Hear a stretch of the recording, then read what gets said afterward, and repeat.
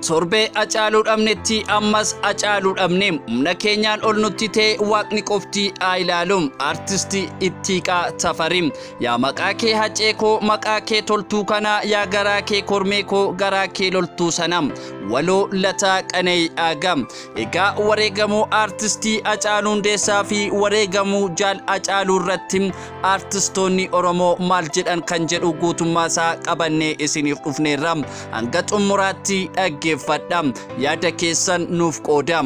Artistii Ittiiqaa Tafarii wareegamuu artistii Hacaaluu Hundeessaa fi wareegamuu Jaal Hacaaluuf akkas jechuudhaan dubbata.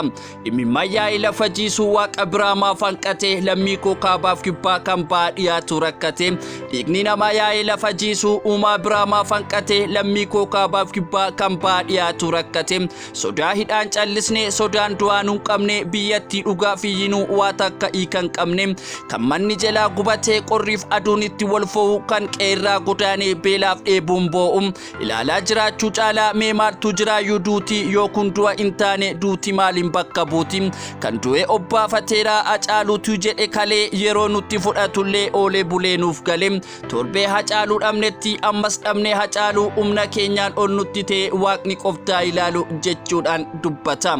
Waloo Lataa Qana'ii Aagaa wareegamuu artistii Hacaaluu Hundeessaa waggaa jeeffaa laalchisuudhaan akkana jedha.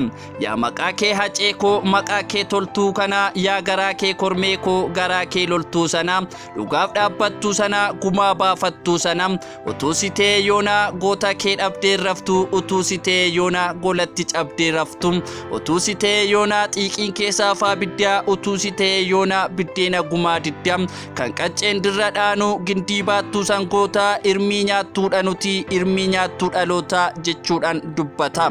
Egaa addunyaa kanarratti namoota baay'eetu uumamam. Garuu kan carroomee asxaan kabajaa galmeen seenaa yaadate siidaan yaadannoo dhaabatee fi kan onnee uummata isaa keessatti galma seenaa ijaarrate muraasa.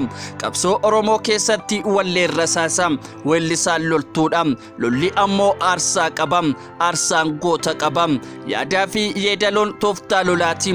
Goonni wallee warraaqsaa keessatti aarsaa ta'e Hacaaluu Hundeessaa tokkicha akka kumaa gadameessa Amboo keessaa beedha.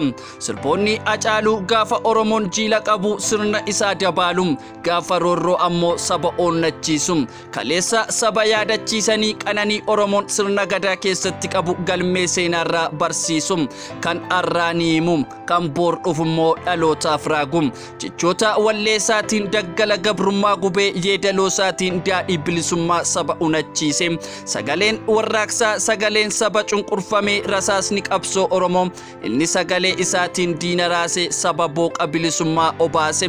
Artistii Hacaaluu Hundeessaa erga ajjeefame guyyoonni wallakkaa'e ji'atti wal kennuuni jinni wallakkaa'e waggaan itti wal fure waggaa jaan isaa ga'ee jira.